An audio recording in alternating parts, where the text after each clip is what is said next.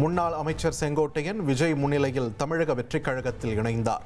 முன்னாள் எம்பி சத்யபாமா உள்ளிட்ட 50க்கும் மேற்பட்ட ஆதரவாளர்கள் தாவேகாவில் ஐக்கியமானார்கள்.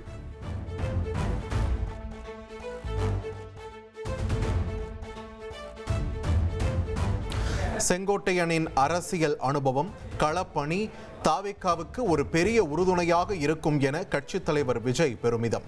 எம்ஜிஆர், ஜெயலலிதா ஆகிய இரு தலைவர்களுக்கு நம்பிக்கை நட்சத்திரமாக இருந்த செங்கோட்டையனுடன் இணைந்து பணியாற்ற உள்ளதாக கூறினார்.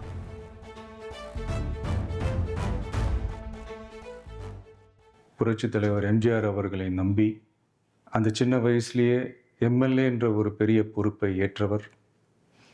அதுக்கப்புறம் அவருடைய அந்த பயணத்தில் அந்த இயக்கத்தின் இருபெரும் தலைவர்களுக்கு ஒரு பெரிய நம்பிக்கைக்குரியவராக அரசியல் களத்தில் இருந்தவர். இப்படி 50 வருஷமாக ஒரே இயக்கத்தில் இருந்த அண்ணன் செங்கோட்டையன் அவர்கள் இன்றைக்கி அவங்களுடைய அரசியல் அனுபவமும் அவங்களுடைய அந்த அரசியல் களப்பணியும் நம்மளுடைய தமிழக வெற்றிக் கழகத்திற்கு ஒரு பெரிய உறுதுணையாக இருக்கும் என்ற நம்பிக்கையுடன் இன்றைக்கி அவங்களுக்கும் அவங்களோட இணைந்து பணியாற்ற நம்மளோடு கைகோர்க்கும் அனைவருக்கும் மக்கள் பணியாற்ற வரவேற்கிறேன். தாவேகாவில் இணைந்த முன்னாள் அமைச்சர் செங்கோட்டையனுக்கு சால்வை அணிவித்து வரவேற்றார் விஜய். எம்ஜிஆர் பற்றிய புத்தகத்தை செங்கோட்டையன் விஜய்க்கு பரிசாக வழங்கினார். 2026 விஜய் தலைமையில் தமிழக வெற்றிக் கழகத்தின் ஆட்சி அமையும் என செங்கோட்டையன் நம்பிக்கை தெரிவித்துள்ளார். தாவேகாவில் இணைந்தது குறித்து செய்தியாளர்கள் சந்திப்பில் பேசிய அவர், டெல்லி, பஞ்சாபை போல் தமிழகத்திலும் மாற்றம் வரும் என்றார். தமிழகத்தில் ஒரு புதிய மாற்றத்தை உருவாக்கப்பட வேண்டும். தமிழகத்திலே இவர்கள் மட்டும்தான் ஆள வேண்டுமா? ஏன் ஒருவர் மற்றவர் நல்ல புனித ஆட்சியை நடத்துவதற்கு, ஒரு தூய்மையான ஆட்சியை நடத்துவதற்கு ஒருவர் தேவை என்ற எண்ணம் மக்கள் மனதிலே நிறைந்திருக்கிறது என்பதுதான் இந்த தமிழகம் வெற்றிக் கழகம் இன்றைக்கு பயணத்தை மேற்கொள்கிற போது அது வெற்றி பயணமாக நடைபெற்று கொண்டிருக்கிறது. தாவேகாவில் இணைந்த முன்னாள் அமைச்சர் செங்கோட்டையனுக்கு ஒருங்கிணைப்பாளர் பொறுப்பு வழங்கப்பட்டுள்ளது. ஈரோடு, கோவை, நீலகிரி, திருப்பூர் மாவட்டங்களுக்கு அமைப்பு செயலாளராகவும் செங்கோட்டையன் நியமனம் செய்யப்பட்டுள்ளார். செங்கோட்டையன் தாவேகாவில் இணைந்தது குறித்த கேள்விக்கு பதிலளிக்க அதிமுக பொதுச் செயலாளர் எடப்பாடி பழனிசாமி மறுத்துவிட்டார். என்னிடம் ஏன் கேட்கிறீர்கள் என்று அவர் கோபத்துடன் சென்றார்.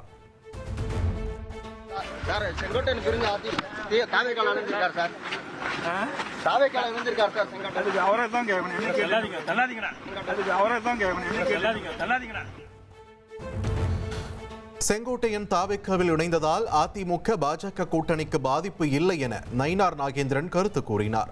தங்களது கூட்டணிக்கு மக்கள் ஆதரவு குறையவில்லை என்றும் நம்பிக்கை தெரிவித்தார்.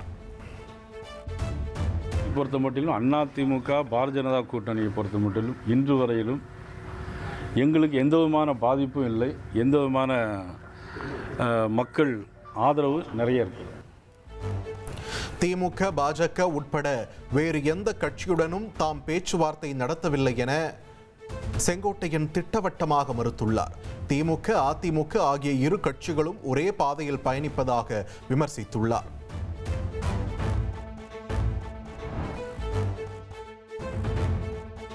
நெல் கொள்முதலுக்குரிய ஈரப்பத அளவை உயர்த்தாமல் வஞ்சிக்கும் மத்திய பாஜக அரசை இபிஎஸ் கண்டிக்காதது ஏன்? ஒன்றிய அரசு விவகாரம் என்றால் கும்பகர்ண தூக்கம் போடும் இபிஎஸ், திமுக அரசு என்றால் வீராவேசம் வந்து விடுவதாக அமைச்சர் ரகுபதி விமர்சித்துள்ளார். தென்மேற்கு வங்கக்கடல், அதனை ஒட்டிய இலங்கை கடலில் அடுத்த 3 மணி நேரத்தில் தித்வா புயல் உருவாகும் என வானிலை ஆய்வு மையம் தெரிவித்துள்ளது. சென்னைக்கு தென்கிழக்கே 730 கிலோமீட்டர் தொலைவில் புயல் நிலை கொண்டுள்ளது. நாகை, திருவாரூர், தஞ்சாவூர், புதுக்கோட்டை ஆகிய 4 மாவட்டங்களுக்கு நாளை ரெட் அலர்ட் விடுக்கப்பட்டுள்ளது. 4 மாவட்டங்களில் மிக கனமழை பெய்யும் என வானிலை ஆய்வு மையம் தெரிவித்துள்ளது. சென்னை, எண்ணூர், காட்டுப்பள்ளி, நாகை, கடலூர், புதுச்சேரி, காரைக்கால் ஆகிய 7 துறைமுகங்களில் 1ஆம் எண் புயல் எச்சரிக்கை கூண்டு ஏற்றப்பட்டுள்ளது. பாம்பன், தூத்துக்குடி ஆகிய 2 துறைமுகங்களில் 3ஆம் எண் புயல் எச்சரிக்கை கூண்டு ஏற்றம். முதலமைச்சர் மு.க.ஸ்டாலின் கனமழை முன்னெச்சரிக்கை நடவடிக்கை குறித்து அரசு உயரதிகாரிகளுடன் ஆலோசனை. நிவாரண முகாம்கள் உட்பட மேற்கொள்ள வேண்டிய முன்னேற்பாடுகள் குறித்து அறிவுறுத்தல் வழங்குகிறார். இலங்கையின் பதுளை உள்பட 170 இடங்களில் ஏற்பட்ட மண் சரிவுகளில் சிக்கி 26 பேர் உயிரிழந்தனர். மிக கனமழைக்கான சிவப்பு நிற எச்சரிக்கை இலங்கை வானிலை ஆய்வு மையம் விடுத்துள்ளது.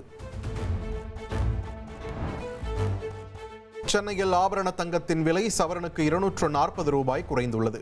ஒரு சவரன் ஆபரண தங்கம் 94,160 ரூபாய்க்கு விற்பனையாகிறது.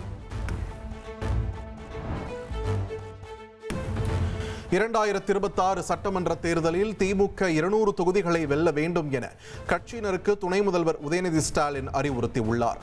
தனது பிறந்த நாளை ஒட்டி சென்னை வேப்பேரி பெரியார் திடலில் நடந்த நலத்திட்ட உதவிகள் வழங்கும் விழாவில் பேசிய அவர் இந்த வேண்டுகோளை விடுத்துள்ளார். கரூர் வெண்ணெய்மலை கோவில் நிலத்தில் உள்ள கடைகளுக்கு சீல் வைக்க எதிர்ப்பு. கோவில் முன்பு குவிந்துள்ள பொதுமக்களுக்கு எம்பி ஜோதிமணி நேரில் ஆதரவு தெரிவித்த நிலையில் 450க்கும் மேற்பட்ட போலீசார் குவிக்கப்பட்டுள்ளனர். சென்னை உயர்நீதிமன்ற வளாகத்தில் கடந்த 2009ஆம் ஆண்டு நடந்த காவல்துறையினர் மற்றும் வழக்கறிஞர்கள் மோதல் சம்பவம் தொடர்பான வழக்கு. வழக்கறிஞர்கள் காவல்துறையினர் மீதான வழக்குகளை ரத்து செய்து சென்னை உயர்நீதிமன்றம் தீர்ப்பளித்துள்ளது. திருவள்ளூர் மாவட்டம் திருத்தணியில் திருமணமான 2வது நாளே மனைவியை சுத்தியால் தாக்கி அறையில் அடைத்து வைத்து சித்திரவதை செய்த கணவர். ஆபாசமாக திட்டுதல், ஆயுதங்களால் தாக்குதல், கொலை மிரட்டல் உட்பட 7 பிரிவுகளின் கீழ் வழக்கு பதிவு செய்த போலீசார் கணவரை கைது செய்தனர். ஹோசூர் விமான நிலைய மேம்பாட்டிற்கான ஆலோசகரை தேர்ந்தெடுப்பதற்கான டெண்டர்களை தமிழ்நாடு தொழில் மேம்பாட்டுக் கழகம் வெளியிட்டுள்ளது. ஆலோசகர்களின் ஆலோசனை அடிப்படையில் விரிவான திட்ட அறிக்கை தயாரித்து மத்திய விமான போக்குவரத்து அமைச்சகத்திடம் விண்ணப்பிக்க தமிழக அரசு முடிவு செய்துள்ளது.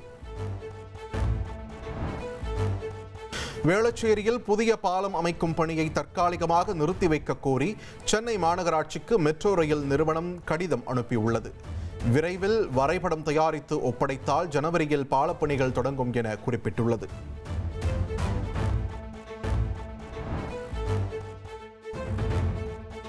கர்நாடக முதலமைச்சர் விவகாரத்தில் கட்சி நிர்வாகிகளுடன் விரிவான ஆலோசனை நடத்தி முடிவெடுக்கப்படும் என காங்கிரஸ் தலைவர் மல்லிகார்ஜுன கர்கே தெரிவித்தார். பெங்களூருவில் செய்தியாளர்களிடம் பேசிய அவர் இவ்வாறு கூறினார்.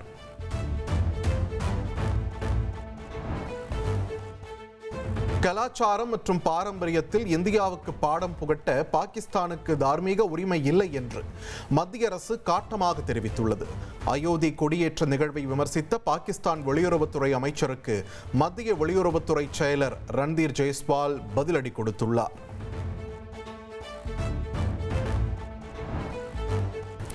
G20 உச்சி மாநாடு விவகாரத்தில் தென்னாப்பிரிக்காவுக்கான நிதி உதவி அனைத்தும் நிறுத்தி வைக்கப்படும் என்று அமெரிக்க அதிபர் டொனால்ட் ட்ரம்ப் அதிரடியாக அறிவித்துள்ளார். தென்னாப்பிரிக்காவில் வெள்ளையின மக்கள் குறிவைத்து கொல்லப்படுவதாகவும் அவர் குற்றம் சாட்டியுள்ளார். 2026ஆம் ஆண்டு மியாமியில் நடைபெறும் G20 உச்சி மாநாட்டில் பங்கேற்க தென்னாப்பிரிக்காவுக்கு அழைப்பு விடுக்காதது வருத்தம் அளிப்பதாக அந்நாட்டு அதிபர் சிரில் ராமபோசா தெரிவித்துள்ளார். இருதரப்பு உறவை சீராக்க எவ்வளவோ முயன்றும் ட்ரம்ப் பதிலளிக்கவில்லை என்றும் கூறினார்.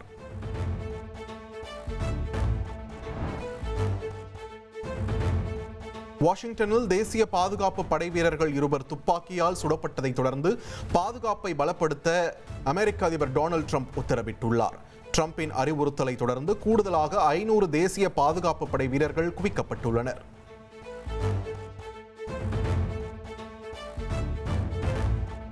மகளிர் பிரீமியர் லீக் போட்டிக்கான மெகா ஏலம் இன்று டெல்லியில் நடைபெறுகிறது.